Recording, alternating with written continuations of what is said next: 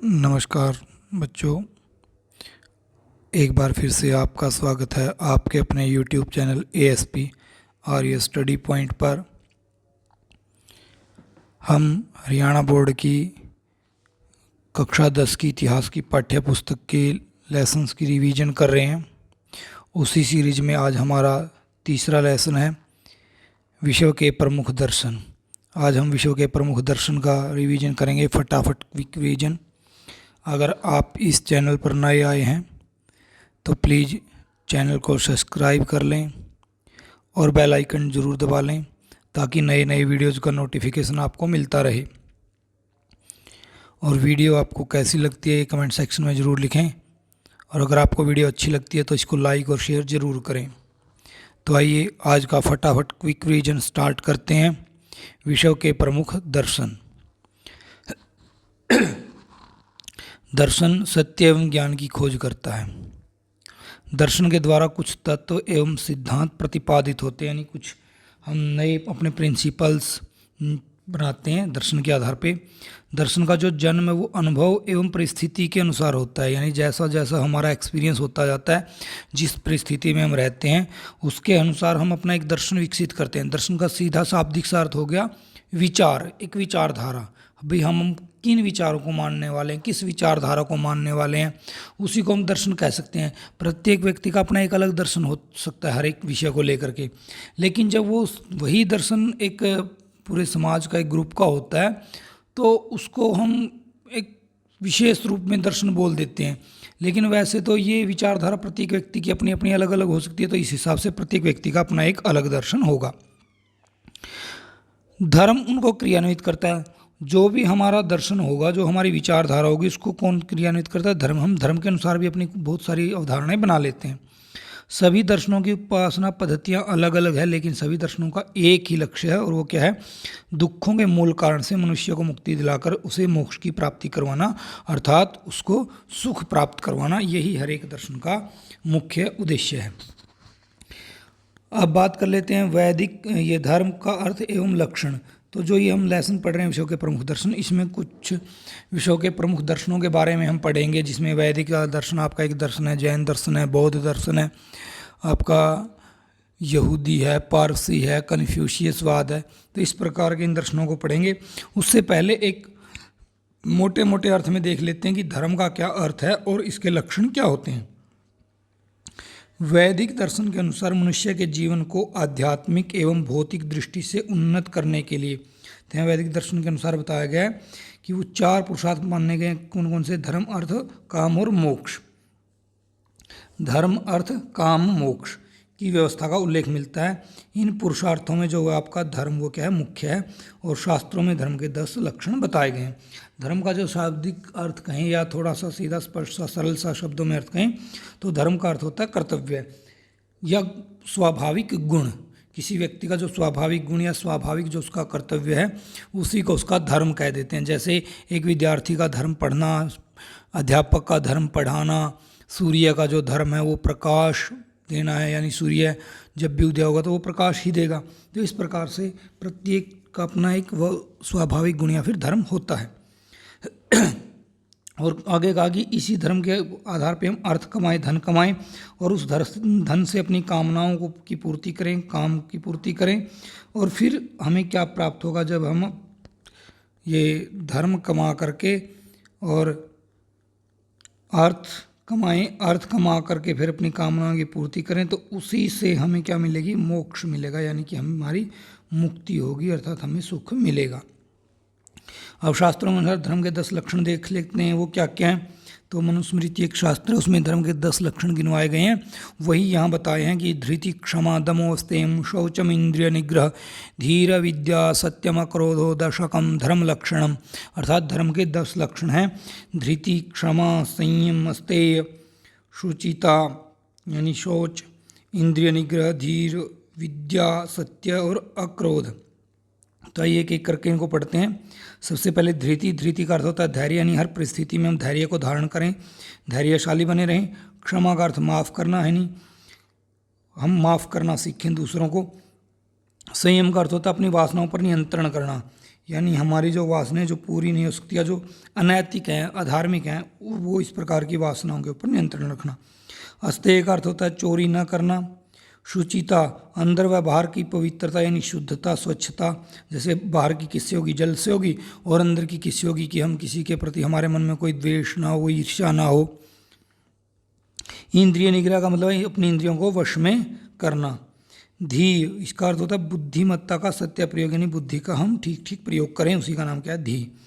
विद्या, ज्ञान की जिज्ञासा, सत्य असत्य का ज्ञान। तो विद्या का अर्थ होता है ज्ञान की जिज्ञासा करना, उसको प्राप्त करना, उसी का नाम है विद्या, जिससे हम सत्य और असत्य का ज्ञान प्राप्त करते हैं। सत्य, मन वचन कर्म से सत्य को धारण करना, यानी मन से भी हम झूठी बात ना बोलें, मन में भी कोई गलत बात, झूठी बात ना सोचें। जैसे वो आपने सुना होगा, जैसी कथनी वैसी करनी, तो इसको बोलते हैं सत्य। अक्रोध, अर्थात क्रोध ना करना, किसी भी परिस्थिति में हमें क्रोध नहीं आना चाहिए, क्योंकि क्रोध व्यक्ति का शत्रु है, वो उसका ही नाश करता है जो क्रोध करता है। पंथ, अब बात कर लेते हैं पंथ किसको कहते हैं। किसी व्यक्ति तथा उसके विचारों के इर्द गिर्द विकसित एक रहस्यमयी पूजा पद्धति व कर्म कांड पंथ कहलाता है। यानी कोई व्यक्ति है, उसने अपने अलग से विचार बनाए और एक अलग से पूजा पद्धति स्थापित कर दी, उसके अनुसार वो कर्म कांड करता है, तो इसी का नाम क्या हो जाएगा, पंथ हो जाएगा। संप्रदाय अथवा रिलीजन, किसी विशिष्ट समुदाय के अनुयायियों का हित चाहने वाला समूह अथवा समूह जो है वो संप्रदाय अथवा फिर रिलीजन कहलाता है, जैसे कि आपका हिंदू, इस्लाम, ईसाईयत आदि। तो भाई कोई भी समुदाय विशेष है, वो एक ग्रुप है, मतलब जिसमें कोई ग्रुप है और उसके अनुयायी अपना हित चाहते हैं, या कोई व्यक्ति है उसके अपने समुदाय के अनुयायियों का जो उसको फॉलो कर रहे हैं उनका हित चाह रहा है, तो उस सबको मिला के बोलते हैं हम एक संप्रदाय। और संप्रदाय आपको बता ही दिया कि हिंदू, इस्लाम, ईसाईयत आदि इस प्रकार के कुछ संप्रदाय हैं। अब बात कर लेते हैं वैदिक दर्शन। यह विश्व के प्राचीन दर्शनों में प्रमुख है, सबसे पुराना दर्शन है। वैदिक दर्शन भारतीय संस्कृति की आधारशिला है। वैदिक दर्शन में धर्म के स्वरूप को स्वीकार किया गया, अतः वैदिक दर्शन को लोगों ने धर्म बना लिया। यानी वैदिक जो है वो एक दर्शन है, लेकिन इसी को लोगों ने धर्म बना लिया है, और ये भारतीय संस्कृति की आधारशिला है और सबसे प्राचीन दर्शन है संसार का। वैदिक दर्शन के जो मुख्य स्रोत क्या क्या हमारे पास, वैदिक दर्शन वेदों की प्रामाणिकता को मानता है, यानी कि वेद को प्रमाण मानता है, परम प्रमाण, तथा वैदिक साहित्य में ये उपलब्ध होता है। इसके अंदर आपके वेद, ब्राह्मण ग्रंथ, आरण्यक और उपनिषद मुख्य हैं। तो वैदिक साहित्य में क्या क्या चीज़ें आती है, वेद, ब्राह्मण ग्रंथ, आरण्यक और उपनिषद।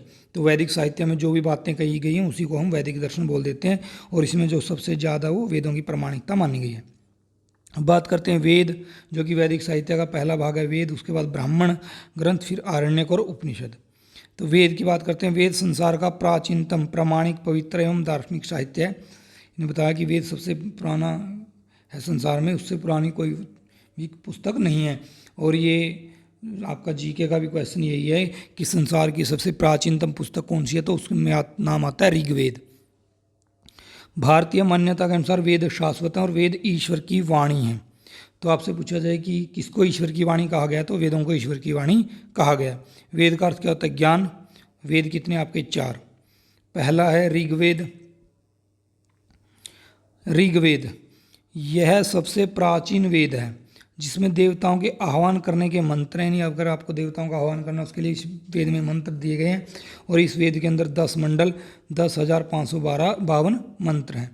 गायत्री मंत्र भी इसी वेद में है। तो गायत्री मंत्र जो है वो आपका कहाँ से लिया गया, ऋग्वेद से। यजुर्वेद, इस वेद में कर्म की प्रधानता है। इसके अंदर 40 अध्याय हैं और मंत्र कितने, 1975 मंत्र हैं। इसके अंदर 10 मंडल थे, यहाँ मंडलों में विभाजित कर रखा है इसको, और इसको कर रखा है अध्याय में विभाजित, 40 अध्याय हैं, जिनमें अधिकतर यज्ञ के मंत्र हैं। यह 2 भागों में विभाजित है, एक का नाम शुक्ल यजुर्वेद और दूसरे का कृष्ण यजुर्वेद। इसके बाद बात करते हैं सामवेद। यह भारतीय संस्कृति का मूल है। इसमें ऋग्वेद के मंत्रों का संगीतमय आरोप है तथा देवताओं की पूजा के मंत्र शामिल हैं, जिनकी संख्या कितनी है, 1875। यह वेद भारतीय संगीत आएगा भाई, यहाँ संगीत का मूल है, ये इसको काट के संगीत आएगा, मिसप्रिंट हो गया। तो सामवेद जो है वो भारतीय संगीत का मूल है। अगर हमारा जो सा रे गा मा पा धा नी वाला वो है ना, 7 स्वर हैं वो सभी के सभी कहाँ से लिए गए हैं, सामवेद से लिए गए हैं। ये संगीत का यानी म्यूजिक का मूल है और इसके अंदर ऋग्वेद के ही मंत्र हैं जो कि संगीतमय रूप में हैं। कुल कितने मंत्र हैं इसके अंदर, 1875। अब बात करते हैं अथर्ववेद की। ये वेद जन सामान्य से जुड़ी समस्याओं के समाधान तथा जीवन और समाज के नियमों का संकलन करता है। यानी जो भी हमारी समस्याएं होती है वो सारी की सारी उनका समाधान कौन कर सकता है, अथर्ववेद। ये जो वेद है ब्रह्म ज्ञान का उपदेश देता है और मोक्ष का उपाय भी बताता है। तो मोक्ष का उपाय और ब्रह्म ज्ञान का उपदेश देने वाला वेद आपका अथर्ववेद। इसके अंदर गणित, विज्ञान, आयुर्वेद, समाजशास्त्र, कृषि विज्ञान, चिकित्सा विधि एवं रोगों से संबंधित ज्ञान भी शामिल है और इसके अंदर आपके 5987 मंत्र हैं। तो ये इसके अंदर कुल 5987 मंत्र हैं भाई। और ये काफ़ी जो आपके हम गणित पढ़ते हैं, विज्ञान पढ़ते हैं, आयुर्वेद पढ़ते हैं, कृषि विज्ञान, चिकित्सा, मेडिकल वगैरह, ये सारी चीज़ें अथर्ववेद से ली गई हैं। अब बात कर लेते हैं ब्राह्मण ग्रंथ। वैदिक साहित्य का दूसरा भाग ब्राह्मण ग्रंथ। वेदों के मंत्रों का अर्थ करने में जो सहायक, उन्हीं को क्या कहा गया, ब्राह्मण ग्रंथ। इनमें उन अनुष्ठानों का विशुद्ध रूप में वर्णन किया गया जिसमें वैदिक मंत्रों को प्रयोग किया गया। यानी इसके अंदर वैदिक मंत्रों का वर्णन मिलता है हमें अनुष्ठानों के अंदर कि हमें यज्ञ याग करने हैं तो उसके अंदर कौन कौन से मंत्र हमें बोलने हैं। अब बात कर लेते हैं आरण्यक ग्रंथ की। वानप्रस्थियों व सन्यासियों को आत्म व ब्रह्म विद्या, आत्मा की विद्या, ब्रह्म की विद्या के ज्ञान के लिए यह ग्रंथ ब्राह्मण ग्रंथ और उपनिषदों को जोड़ने वाली कड़ी है आरण्यक ग्रंथ। अगर आपको ब्राह्मण ग्रंथ समझने हैं, उपनिषद समझने हैं, तो उन दोनों को जोड़ने वाली कड़ी कौन सी है, ये आपकी आरण्यक ग्रंथ, जिनके अंदर आत्म तत्व और ब्रह्म विद्या भरी पड़ी है। उसके बाद आते हैं उपनिषद। उपनिषद क्या, वेदों का सार कहे गए हैं। उपनिषद का अर्थ होता है गुरु के पास बैठकर शिष्य द्वारा ज्ञान प्राप्त करना। ब्रह्म जीव जगत का ज्ञान उपनिषदों की मूल शिक्षा है। जीव के बारे में और ब्रह्म के बारे में जो बताया गया है वहाँ जो मूल शिक्षा वो उपनिषद के अंदर ही है। अब बात कर लेते हैं वैदिक दर्शन की विशेषताएं क्या क्या हैं।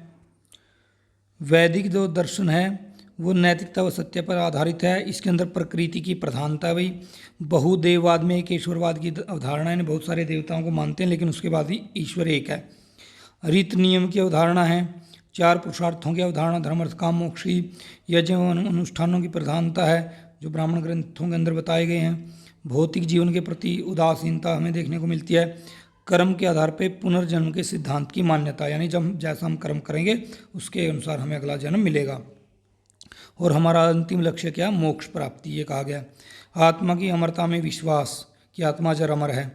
त्रिगुण के सिद्धांत की मान्यता, रजतम और आपका सत्व, ये 3 गुण हैं प्रकृति के। ऋण की अवधारणा, देव ऋण, गुरु ऋण, पितृ ऋण, तो ये 3 ऋणों की बात कही गई है। विश्व भ्रातृत्व की प्रेरणा कि ये पूरा संसार क्या है, वो एक बंधु है, एक भाईचारा उसके अंदर होना चाहिए। सहिष्णुता व धैर्य की प्राप्ति में सहायक। अगर हम वैदिक दर्शन के अनुसार चलेंगे तो हमारे जीवन में सहिष्णुता आएगी, धैर्य आएगा। सामाजिक कुशलता का विकास, सरल व एवं पवित्र जीवन जीने की प्रेरणा हमें कौन देता है, वैदिक दर्शन देता है। तो वैदिक दर्शन व्यक्तियों को लोभ व मोह से दूर रखते हुए कर्तव्य का पालन करना सिखाता है। दूसरों की सेवा करने को पुण्य एवं दूसरे को दुख देने को पाप समझा जाता है। किसके अंदर, आपके वैदिक दर्शन के अंदर। अब अगला दर्शन आपका आता है जैन दर्शन। जैन जो दर्शन है उसको श्रमणों का दर्शन भी कहा जाता है। जैन दर्शन में तीर्थंकर कितने हुए, 24 तीर्थंकर हुए। सबसे पहले तीर्थंकर ऋषभदेव, अंतिम तीर्थंकर भगवान महावीर स्वामी माने गए हैं। ऋषभदेव ही जैन दर्शन के क्या हैं, संस्थापक व प्रवर्तक। ऋषभदेव ये जैन दर्शन के संस्थापक और प्रवर्तक माने गए हैं। अब बात करते हैं महावीर स्वामी जो अंतिम तीर्थंकर हैं जैन धर्म के। ये 24वें तीर्थंकर हैं या फिर अंतिम तीर्थंकर इनको कह सकते हैं। महावीर स्वामी के पिता का क्या नाम है, सिद्धार्थ, जो कि जात्री कुल के सरदार, तथा माता इनकी क्या थी, त्रिशला, ये लिच्छवी राजा चेतक की बहन थी। महावीर की पत्नी का क्या नाम है, यशोदा है भाई, इनकी पत्नी का नाम यशोदा। बचपन का नाम महावीर का वर्धमान।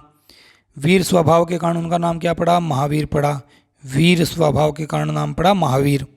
और 30 वर्ष की आयु में ये राजसी वैभव व सुख सुविधाएं छोड़कर किसकी खोज में निकल पड़े, ज्ञान की खोज में निकले। और जंगल में एक साल वृक्ष साल का वृक्ष नाम है ये, साल वृक्ष, उसके नीचे बैठकर एवं भोजन पाने के बिना वर्षों तक तपस्यारत रह तक कर इनको क्या प्राप्त हुआ, सच्चे ज्ञान की इन्होंने प्राप्ति की। तो ये महावीर स्वामी के बारे में कुछ एक क्वेश्चन आपके बनते हैं। 24वें तीर्थंकर हैं, पिता का नाम सिद्धार्थ, माता त्रिशला है, लिच्छवी राजा चेतक की बहन, पत्नी का नाम यशोधा, महावीर के बचपन का नाम वर्धमान, वीर स्वभाव के कारण नाम महावीर पड़ा, और 30 वर्ष की आयु में इन्होंने घर त्याग दिया, किस लिए, ज्ञान की खोज के लिए। और ज्ञान कहाँ मिला इनको, एक साल वृक्ष के नीचे बैठ करके सच्चे ज्ञान की इनको प्राप्ति हुई। जैन दर्शन की उत्पत्ति, तो जैन किन्हें कहते हैं, जैन उन्हें कहते हैं जो जिन के अनुयायी, और जिन का अर्थ क्या होता है, जीतना, अर्थात इंद्रियों को जीतने वाला ही क्या कहलाता है, जैन कहलाता है। जैन दर्शन के अंदर त्रिरत्न बताए गए हैं, 3 रत्नों की बात की गई है। मोक्ष प्राप्ति, संसार की मोह माया व इंद्रियों पर विजय प्राप्त कर मोक्ष प्राप्त करना इस धर्म का क्या है, एकमात्र उद्देश्य है। और मोक्ष प्राप्ति के लिए महावीर स्वामी ने कितने उपाय बताए, 3, जिनको क्या कहा गया, त्रिरत्न। पहला आपका सम्यक दर्शन, दूसरा सम्यक ज्ञान, और तीसरा सम्यक आचरण। सम्यक दर्शन की बात करें, ये क्या है, सत्य तथा तीर्थंकरों में पूरी आस्था और विश्वास रखने का नाम ही क्या है, सत्य सम्यक दर्शन।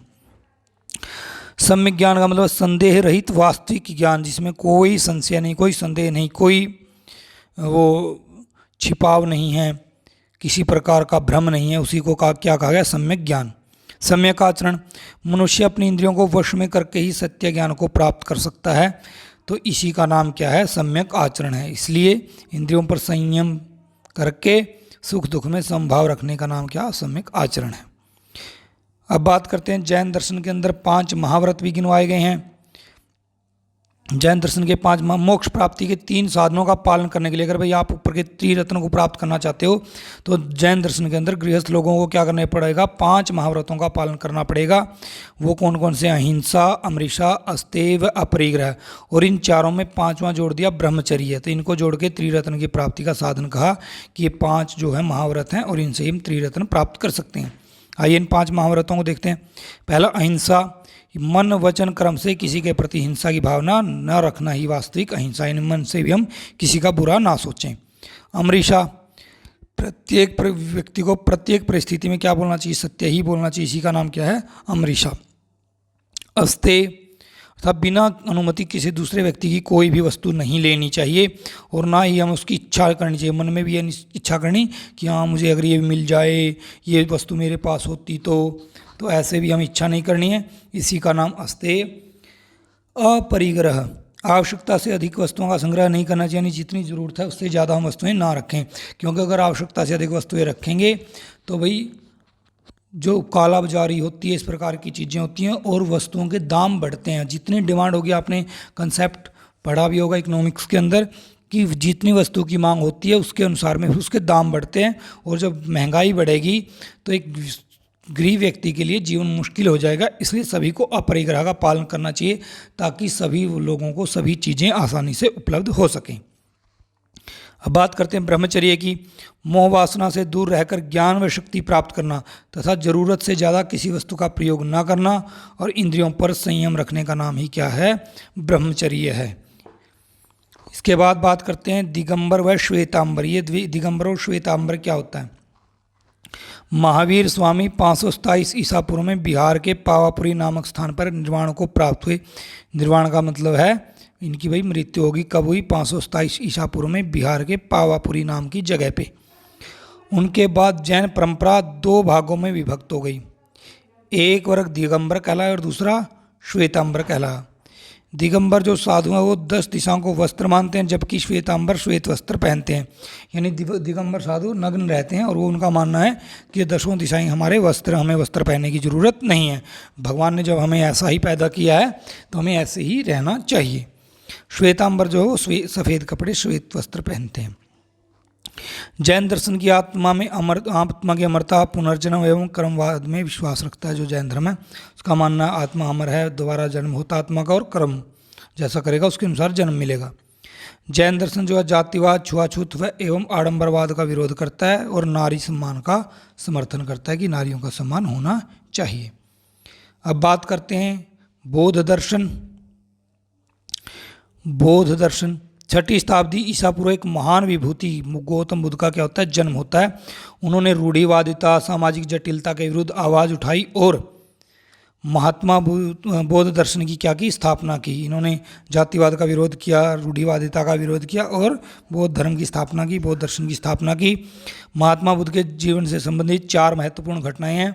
एक का नाम महाभिनिष्क्रमण, संबोधि, धर्म चक्र प्रवर्तन और महापरिनिर्वाण। अब बात करते हैं महात्मा बुद्ध का जीवन। महात्मा बुद्ध का जन्म कब होता है? 563 ईसा पूर्व में। कहाँ पे? शाक्य गणराज्य की राजधानी कपिलवस्तु के निकट लुम्बिनी में, नेपाल के अंदर है, वहाँ इनका जन्म होता है। इनके पिता का क्या नाम है? शुद्धोधन है, जो शाक्य गण के मुखिया थे, और माता का नाम महादेवी। इनके बचपन का नाम क्या था? सिद्धार्थ था। और 29 वर्ष की आयु में वे राज वैभव को छोड़कर किसकी खोज में निकल पड़े? ज्ञान की खोज में निकल पड़े। अगर महावीर स्वामी की बात करें तो वो 30 वर्ष में निकले थे, और ये कितने में निकल पड़े? 29 साल की एज में ही ये घर से निकल पड़े कि मुझे सत्य ज्ञान की प्राप्ति हो सके। उनके जीवन में घर छोड़ने की घटना को बौद्ध साहित्य में क्या कहा गया? महाभिनिष्क्रमण। तो ये जो ऊपर 4 हमने पढ़ा, महाभिनिष्क्रमण, संबोधि, धर्मचक्र प्रवर्तन और महापरिनिर्वाण, उसमें पहला महाभिनिष्क्रमण का मतलब है जब वो उन्होंने ज्ञान के लिए घर छोड़ा, इसी का नाम महाभिनिष्क्रमण। महात्मा बुद्ध ने महाभिनिष्क्रमण के पश्चात कई वर्षों तक सन्यासी जीवन व्यतीत किया। वे आलार कलाम तपस्वी राजगृह के ब्राह्मण आचार्य मुद्रक और रामपुत्र के पास गए, किंतु उनके ज्ञान की पिपासा शांत नहीं हो पाई। तो इनके पास ये गए, भाई मुझे ज्ञान प्राप्त करवाओ, तो इसको जो है ना संतुष्टि नहीं मिली। इसको लगा नहीं यार ये कुछ नहीं जानते और मुझे खुद प्रयास करना पड़ेगा। बाद में अपने 5 साथियों के साथ वो उरुवेला के पास निरंजना नदी एक, वहाँ पे उसके तट पे तपस्या करने लगे, लेकिन उनके 5 साथी उसको छोड़ के चले गए, भाई इसकी बस का कुछ नहीं है। लेकिन अब वो वहाँ पे क्या करते हैं? पीपल के वृक्ष के नीचे ध्यान लगाकर बैठ जाते हैं, और 7 दिन तक ध्यान करने के पश्चात वैशाख महीने की पूर्णिमा के दिन उनको क्या होता है? आत्मबोध। और इसी दिन हम क्या मनाते हैं? गुरु पूर्णिमा या फिर बुद्ध पूर्णिमा जो हम बोलते हैं, वो इसी दिन मनाई जाती है। आत्मबोध इनको होता है, तभी वो क्या कहलाने लगे? बुद्ध। और उस जो स्थान था उसका नाम क्या पड़ गया? बोध गया। उस जगह का नाम गया था, और इससे इस जगह का नाम पड़ गया बोध गया, जो बिहार राज्य के अंदर है। और जीवन की इसी घटना को क्या कहा गया? संबोधि। यानी महात्मा बुद्ध को जो आत्मबोध हुआ, उनको ज्ञान की प्राप्ति हुई, उसी का नाम क्या है? संबोधि है। ज्ञान प्राप्ति के पश्चात महात्मा बुद्ध ने अपना पहला उपदेश कहाँ पे दिया? सारनाथ में, और इसे ही बौद्ध ग्रंथों में धर्म चक्र प्रवर्तन कहा गया है। 45 उपदेश देने के बाद ये 80 वर्ष की आयु में कहाँ जाते हैं? गोरखपुर के समीप कुशीनगर नामक स्थान पे इन्होंने अपना शरीर त्याग दिया। तो इनकी मृत्यु कब हुई? 80 वर्ष की आयु में, गोरखपुर के नज़दीक कुशीनगर नामक जगह पे। तो इसी घटना को, यानी शरीर त्यागने को या मृत्यु को क्या कहा गया बौद्ध ग्रंथों में? महापरिनिर्वाण। गौतम बुद्ध के अनुयायी 2 भागों में विभाजित तो हो गए थे, एक भिक्षुक और दूसरे उपासक। बौद्ध दर्शन के प्रचार के लिए सन्यासी जीवन व्यतीत करते थे, तथा उपासक गृहस्थ दर्शन में रहते हुए भी बौद्ध दर्शन को मानते थे। भिक्षुक तो वो थे जो सन्यासी रह के प्रचार करते, और आपके उपासक वो थे जो गृहस्थ में रहते हैं, नहीं अपने बच्चों को पालते हैं, घर परिवार को पालते हैं, और उसके साथ साथ में बौद्ध दर्शन को मानते हैं। गौतम बुद्ध ने अपने उपदेशों से दुख से पीड़ित लोगों को मुक्त कर शांति का उनको मार्ग बताया कि शांति आपको कैसे मिल सकती है। तो इसके लिए इन्होंने 4 आर्य सत्य दिए। पहला इन्होंने बताया कि दुख क्या है? तो संसार में जन्म मरण है, संयोग वियोग लाभ हानि, इसी को क्या कहा गया? दुख। दुख का कारण क्या बताया इन्होंने? सभी प्रकार के दुखों का कारण तृष्णा या फिर वासना है। दुख निरोध किसको कहा? संयम से दुख का निवारण हो सकता है, कि भाई अगर आप संयम रखते हो अपने जीवन में तो हम दुख को रोक सकते हैं, उसका निरोध कर सकते हैं। और दुख निरोध का फिर मार्ग क्या बताया? कि दुखों पर विजय प्राप्त करने का मार्ग हमारा क्या है? अष्ट मार्ग। यानी जब इसका पालन हम करेंगे तभी हमारे जीवन में संयम आएगा, दुख का निरोध होगा। तो अष्ट मार्ग क्या है ये देखते हैं। गौतम बुद्ध ने लोगों को मोक्ष प्राप्ति के लिए अष्ट मार्ग पर चलने को कहा। तो अष्ट मार्ग में क्या? पहला सम्यक दृष्टि, यानी सत्य असत्य पाप पुण्य आदि में भेद करने से ही 4 आर्य सत्यों में विश्वास पैदा होता है। यानी इसके बिना हम 4 आर्य सत्यों में ना तो विश्वास होगा, ना उसका हम पालन कर सकते। इसके बाद इन्होंने कहा सम्यक संकल्प। हमारा संकल्प कैसा होना चाहिए? सम्यक। तृष्णा से दूर रहने, मानसिक और नैतिक विकास का हमें संकल्प लेना चाहिए। सम्यक वाणी, हमेशा हमें क्या बोलना चाहिए? सत्य और मीठी वाणी बोलना चाहिए, इसी का नाम क्या है? सम्यक वाणी। सम्यक कर्म, हमेरा साथ सच्चे और अच्छे कर्म करने का नाम क्या? सम्यक कर्म। सम्यक जीविका, अपनी आजीविका के लिए पवित्र तरीके अपनाने का नाम क्या है? सम्यक जीविका। सम्यक प्रयास, अपने को अच्छा बनाने का प्रयास करना तथा शरीर को अच्छे कार्य में लगाने के लिए उचित परिश्रम करने का नाम क्या? सम्यक प्रयास, अर्थात हमारे प्रयास अच्छे हों। सम्यक स्मृति, अपनी गलतियों को हमेशा याद रखकर विवेक और सावधानी से कर्म करने का प्रयास करने का नाम क्या? सम्यक स्मृति। सम्यक समाधि, मन को एकाग्र करने के लिए ध्यान लगाना, इसी का नाम क्या है? सम्यक समाधि है। ये अंतिम हो गया आपका। इसके बाद गौतम बुद्ध ने 10 नैतिक आचरण भी बताए कि हमें किन नैतिक आचरणों पर चलना चाहिए। जिसमें आपका पहला अहिंसा, हमें अहिंसा का पालन करना चाहिए, सत्य को मानना चाहिए, अस्तेय को मानना चाहिए, अपरिग्रह को, ब्रह्मचर्य को। ये पांचों हम उसमें पढ़ चुके हैं जैन दर्शन के अंदर, ये वही इनका मीनिंग है। इसके अलावा इन्होंने कहा सुगंधित पदार्थों का हमें त्याग कर देना चाहिए कि अच्छी अच्छी सुगंध हम चाहते हैं, उससे हमारी वासनाएं जागृत होती हैं, उसको त्याग देना चाहिए। आज समय हमें भोजन नहीं करना चाहिए। नृत्य व गान का त्याग कर देना चाहिए, यानी म्यूजिक डांसिंग में ज़्यादा पार्टिसिपेट ना करें। कोमल शैया का त्याग कर दें, यानी तखत के ऊपर सोएं। और कामिनी कंचन का त्याग करें, यानी कि अपनी इच्छाएं वासनाएं, या जो सुंदर सुंदर भाई हम सोचते हैं कि हमारी पत्नी हो, विवाह हो, अच्छी कन्या मिले, इस प्रकार की वासनाओं की भी हमें त्याग कर देना चाहिए। हीनयान व महायान, तो भाई जो ये बौद्ध धर्म था ये 2 भागों में बंट गया था बाद में, हीनयान और महायान में। कब बंटा? चतुर्थ बौद्ध संगीति के बाद बौद्ध दर्शन 2 भागों में विभाजित हुआ, एक का नाम हीनयान, दूसरे का नाम महायान। हीनयान यानी गौतम बुद्ध के द्वारा बनाए गए नियमों में कोई परिवर्तन नहीं चाहते थे, उनको कहा गया हीनयान, यानी उनकी कैसी भावना थी? हीन थी, कि भाई कोई परिवर्तन नहीं होना चाहिए। दूसरे महायान, यानी जिनकी भावना कैसी? महान है। वो समय के साथ गौतम बुद्ध के बनाए नियमों में बदलाव चाहते थे, कि जैसे जैसे समय में परिवर्तन आता है और उसके अनुसार जो हमें ज़रूरत है बदलाव कर लेना चाहिए। विश्व के अंदर बौद्ध दर्शन का प्रचार कैसे हुआ? सम्राट अशोक हैं, कनिष्क और हर्ष, इन्होंने बौद्ध दर्शन के प्रचार में अहम योगदान निभाया। बौद्ध दर्शन के प्रचार के लिए अशोक ने तो अकेले कितने स्तूप बनवाए? 84,000 स्तूप बनवाए। और यह धर्म इस समय कहाँ कहाँ पे है? भारत में, चीन, जापान, थाईलैंड, श्रीलंका, अफगानिस्तान और सिंगापुर तक फैला हुआ है। समय के साथ साथ भारत से यह धर्म लगभग लुप्त ही हो गया, जिसके कुछ कारण थे, यानी अब हमारे यहाँ बहुत कम लोग हैं बौद्ध। एक समय ऐसा था कि आधी से ज़्यादा आबादी हमारी बौद्ध हो गई थी।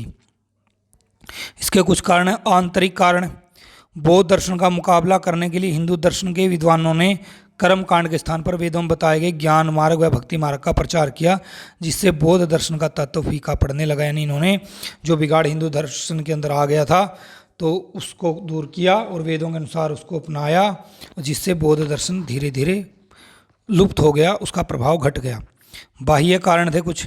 मध्य एशिया से जो आक्रमणकारी आए, हूण, मंगोल, मोहम्मद बिन कासिम, गजनवी, गोरी, इनके आक्रमणों से भी लूटपाट के कारण बौद्ध दर्शन का पतन हो गया, यानी बहुत सारे बौद्ध जो भिक्षु वो मारे गए इनके आक्रमणों से। बौद्ध दर्शन का अंतिम लक्ष्य क्या है? मोक्ष प्राप्ति करना। और महात्मा बुद्ध के अनुसार प्रत्येक व्यक्ति अष्टमार्ग पर चलकर दुखों से मुक्ति पा सकता है, यानी इन 8 रास्तों पे चलना पड़ेगा, तभी हम मुक्ति मिलेगी, तभी हमारा मोक्ष होगा। अगला दर्शन आपका पारसी दर्शन। पारसी दर्शन का जन्म कहाँ हुआ? ईरान के अंदर, फारस, ईरान। ये आर्यों का ईरानी शासक पैगंबर जरथुस्त्र था, इसके संस्थापक वो माने जाते हैं। जरथुस्त्र को संस्थापक माना जाता है किसका? पारसी दर्शन का। इनके मुख्य देवता क्या हैं? सूर्य, पृथ्वी, चंद्रमा आदि इनके मुख्य देवता है, और सूर्य इनका सबसे बड़ा देवता है। जरथुस्त्र का जन्म पश्चिमी ईरान के अजरबैजान प्रांत के अंदर हुआ था भाई। इनके पिता का नाम क्या था? पोमशस्पा, और माता का नाम दूध धोआ। और 30 वर्ष की आयु में सबलान पर्वत पर इनको ज्ञान की प्राप्ति हुई। सबलान नाम के पर्वत पर जाकर इनको ज्ञान मिला। पारसी दर्शन के अनुसार शरीर कैसा है? नाशवान है, इसका नाश होगा। आत्मा कैसी है? अमर है। मनुष्य को अपने कर्म के अनुसार सत्य और असत्य का पालन करने से क्या मिलता है? स्वर्ग फिर या नरक, इसकी प्राप्ति होती है अगर हम सत्य या असत्य का पालन करते हैं। पारसी दर्शन के अनुसार संसार में कितनी ताकतें? 2, दैवी और दानवी, 2 प्रकार की शक्तियां हैं। दैवी शक्ति का प्रतीक कौन है? अहुरमजदा। और दानवी शक्तियों का प्रतीक कौन है? अहिरमन। और इनका मानना है कि जब इनके बीच में युद्ध होता है तो हमेशा अहुरमजदा जीतते हैं। उनके दैनिक जीवन में अनुष्ठानों व कर्म कांडों में अग्नि देवताओं के प्रमुख देवता, इसलिए इनको क्या कहा जाता है? पारसियों को हम अग्नि पूजक भी कह देते हैं। तो आपसे पूछा जाए अग्नि पूजक किसे कहा जाता है, तो पारसी लोगों को। पारसियों के अनुसार शरीर के कितने भाग हैं? दो, एक शारीरिक और दूसरा आध्यात्मिक। मरने के बाद कौन नष्ट होता है? शरीर नष्ट होता है, लेकिन आध्यात्मिक भाग जीवित रहता है। पारसियों के शव के अंतिम संस्कार की विधि भी कुछ अलग ही है। वो शव को किसी ऊंची जगह टांग देते हैं और जिसे चील, कौवे वगैरह, गिद्ध वगैरह उसको नोच नोच के उसकी डेड बॉडी को खा जाते हैं। फिर जो कंकाल बचते हैं उनको वो दफना देते हैं। तो ये क्या करते हैं? शवों को ऊंची मीनार पर खुला छोड़ देते हैं, जिसे क्या बोला जाता है? दखमा या फिर टावर ऑफ साइलेंस, जहाँ पर गिद्ध उसे नोच नोच कर खा जाते हैं और बाद में शव अस्थियाँ इकट्ठी करके दफना दी जाती हैं। जरथुस्त्र के मृत्यु के बाद उनकी शिक्षाएं कहाँ कहाँ फैली? बैक्ट्रिया और फारस के अंदर फैली। भारत में भी जो पारसी थे वो किससे आए? पालदार जहाज से आए। और गुजरात में काठियावाड़ के सिरे पर मछुआरों का एक गांव था दीव। काठियावाड़ गुजरात का एक जिला है, तो वहाँ पे मछुआरों का गांव दीव है, वहाँ ये लोग पहुँचे। 3 पारसी प्रमुख नाम हैं भारतीय इतिहास के, क्या क्या हैं? एक तो आपके दादा भाई नौरोजी, फिरोज शाह मेहता और जमशेदजी टाटा, और वर्तमान में कौन? आपके रतन टाटा। इनका भारत की राजनीति एवं उद्योग व्यवसाय में विशेष स्थान रहा है, यानी एक उद्योगपति भी रहे हैं और कुछ की इन्होंने राजनीति संभाली और देश को आज़ाद करवाने में अपना योगदान दिया, जैसे दादा भाई नौरोजी और फिरोज शाह मेहता। जरथुस्त्र चाहते हैं कि मानव इस विश्व का क्या करे? पूरा आनंद उठाए और खुश रहे। वह जो भी करे बस एक बात का ध्यान रखे कि सदाचार के मार्ग से कभी विचलित ना हो, यानी हमें सदाचार पे चलना चाहिए। पारसियों को भौतिक सुख सुविधा से संपन्न जीवन की मनाही नहीं है, यानी वो अच्छा जीवन जी सकते हैं भौतिक सुख सुविधाओं वाला, लेकिन साथ में यह भी कहा गया है कि समाज से तुम जितना लेते हो उससे अधिक दान देना चाहिए। और इसी कारण से जो आपके रतन टाटा जी थे वो काफ़ी दान दक्षिणा समाज के लिए देते थे। बहुत सारे उन्होंने इनिशिएटिव समाज के गरीब लोगों के लिए चला रखे थे। अगला दर्शन आपका यहूदी दर्शन। यहूदी दर्शन का आरंभ किससे माना जाता है? पैगंबर हजरत अब्राहम से इसका आरंभ माना जाता है। अब्राहम के बाद यहूदी इतिहास में सबसे बड़ा नाम किसका आता है? मूसा का। मूसा को ही पहले से चली आ रही परंपरा को स्थापित करने के कारण यहूदी दर्शन का संस्थापक आरंभ है पैगंबर हजरत अब्राहम से, और यहूदी दर्शन के संस्थापक हैं मूसा। यहूदी दर्शन की उत्पत्ति कैसे होती है? अब्राहम को यहूदी, ईसाई व मुसलमान तीनों दर्शनों के लोग क्या मानते हैं? अपना पितामह मानते हैं, यानी दादा मानते हैं। कहीं ना कहीं इनका आरंभ किससे होता है? अब्राहम से ही है। अब्राहम के 2 बेटे थे, हजरत इसहाक व हजरत इस्माइल। अब्राहम के पोते का क्या नाम था? याकूब, और याकूब के बेटे का नाम था यहूदा, और उसी के नाम पे उनके वंशज क्या कहलाते हैं? यहूदी कहलाते हैं, और उनका दर्शन यहूदी दर्शन। आपसे पूछे कि यहूदी जो नाम है वो कैसे पड़ा, तो याकूब के बेटे यहूदा के नाम पे, याकूब का बेटा यहूदा उसी के नाम पे क्या पड़ा? यहूदी दर्शन इनका नाम पड़ा। मूसा कब पैदा हुए थे? फराव के ज़माने में हुए थे। फराव यानी राजा, मिस्र के अंदर जो राजा होते थे। उसकी माँ ने नील नदी में बहा दिया था इसको, मूसा को, इसकी माँ ने जन्म देने के बाद। फिर उस नदी से निकालकर फराव की पत्नी ने उसको पाल लिया, राजा की पत्नी ने इसको पाला, और ये बड़ा होकर क्या बना? मिस्र का राजकुमार। उसने फिर यहूदियों को जागृत करके एकजुट किया, इकट्ठा किया। यहूदी मान्यताओं के अनुसार ईश्वर कैसा है? एक। उसके अवतार या फिर स्वरूप नहीं, यानी वो अवतार नहीं लेता, लेकिन वह दूत से अपने संदेश भेजता रहता है। यहूदी ग्रंथ का नाम क्या? तनख इब्रानी, ये हिब्रू भाषा में लिखा गया है, जो कि ईसाइयों की बाइबल का पूर्वार्ध है, यानी बाइबल का पहला भाग क्या है? ये तनख इब्रानी नाम का ग्रंथ है जो यहूदियों का है। यहूदी अपने ईश्वर को क्या कहते हैं? यहोवा। यहूदियों के पुरोहित को रबी तथा पूजा स्थल को सिनागोग कहा जाता है। इनका जो पुरोहित है, पुजारी है, उसका नाम रबी, और इनके जो मंदिर या फिर कहीं पूजा स्थल उनको क्या कहा जाता है? सिनागोग। यहूदी दर्शन की शिक्षाएं क्या क्या हैं? यहूदी दर्शन में कहा कि मैं स्वामी हूँ, तेरा ईश्वर तुझे दासता से मुक्त करने वाला है, यानी ईश्वर की ओर से संदेश क्या है? कि मैं तेरा स्वामी और अभी आपको दासता से मुक्त करूँगा। मेरे अतिरिक्त किसी दूसरे ईश्वर को नहीं मानेगा, यानी मुझे ही मानेगा, केवल यहोवा को मानेगा। तो अपने स्वामी, अपने प्रभु का नाम व्यर्थ नहीं लेगा। 6 दिन काम करेगा और 7वें दिन क्या करेगा? विश्राम, और इसको क्या कहा? प्रभु का दिन कहा गया। अपने माता पिता का सम्मान करो और उनको क्या दे? सम्मान दे। हत्या नहीं करेगा, चोरी नहीं करेगा, अपने पड़ोसी के खिलाफ झूठी गवाही नहीं देगा, और अपने पड़ोसी के मकान, पड़ोसी की पत्नी, नौकर नौकरानी तथा उसकी संपत्ति पर बुरी नज़र नहीं रखेगा। जो आपका पड़ोसी है उसकी नौकर नौकरानियाँ हैं, उसकी पत्नी है, उसका मकान है, संपत्ति, उस पर किसी पर भी बुरी नज़र आपको नहीं रखनी है। यहूदी दर्शन के अनुसार नैतिकता ही मानव जाति की क्या है? पहचान है। इनके अनुसार मनुष्य के पास ईश्वर के कानून के आज्ञा पालन व आज्ञा उल्लंघन 2 विकल्प हैं। हम दोनों ही काम कर सकते हैं, या तो आज्ञा का पालन कर लें या फिर आज्ञा का उल्लंघन कर लें। यरूशलेम का काफ़ी महत्व है, ईसाइयों में भी, यहूदियों में भी और मुसलमानों में भी। और मुसलमानों और ईसाइयों के बीच तो इस चीज़ को लेकर के काफ़ी लड़ाइयाँ भी हुई हैं, धर्म क्रूसेड भी हुए हैं, जो आगे हम रिवीजन इस लेसन की करेंगे, और एक बार हमने ये लेसन पढ़ भी लिया। यरूशलेम इजराइल देश की क्या है, विवादित राजधानी है। इस पर यहूदी, इस्लाम और ईसाई तीनों दर्शनों के अनुयायी दावा करते हैं, क्योंकि यहाँ यहूदियों का पवित्र मंदिर सुलेमानी हुआ करता था, और ये शहर ईसा मसीह और हज़रत मोहम्मद की भी कर्मभूमि रहा है। लेकिन वास्तव में यरूशलेम प्राचीन यहूदी राज्य का केंद्र और राजधानी रहा है, यानी सबसे प्राचीन समय में तो यहाँ यहूदी थे। यहाँ पर मूसा ने यहूदियों को धार्मिक शिक्षा दी थी।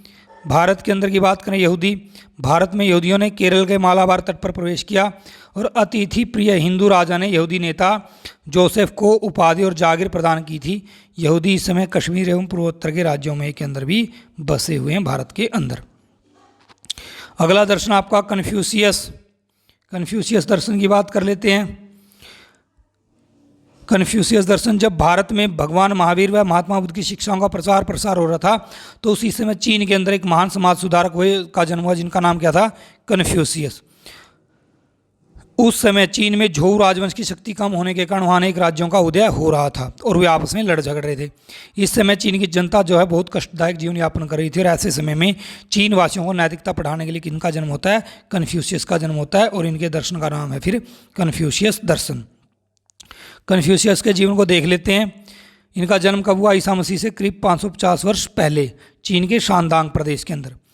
पिता की इनकी मृत्यु बचपन में हो गई थी। 17 वर्ष की आयु में इसने क्या करी, सरकारी नौकरी, और कुछ सालों के बाद सरकारी नौकरी कन्फ्यूशियस ने छोड़ दी और शिक्षण यानी पढ़ाने का काम करने लगे।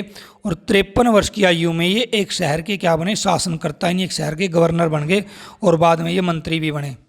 मंत्री बनने के बाद इसने क्या किया, दंड के बदले मनुष्य के चरित्र सुधार पर बल दिया कि लोगों का चरित्र हमें सुधारना चाहिए, दंड इस प्रकार का हो कि जिससे उनका जीवन सुधर जाए। ये अपने शिष्यों को विनयी, परोपकारी, गुणी व चरित्रवान बनने की प्रेरणा देते थे। जो भी इनके शिष्य होते थे, इनके स्टूडेंट होते थे, उनको ये कहते थे भाई विनयी बनो, परोपकारी बनो, गुणी बनो, चरित्रवान बनो, अच्छे नागरिक बनो।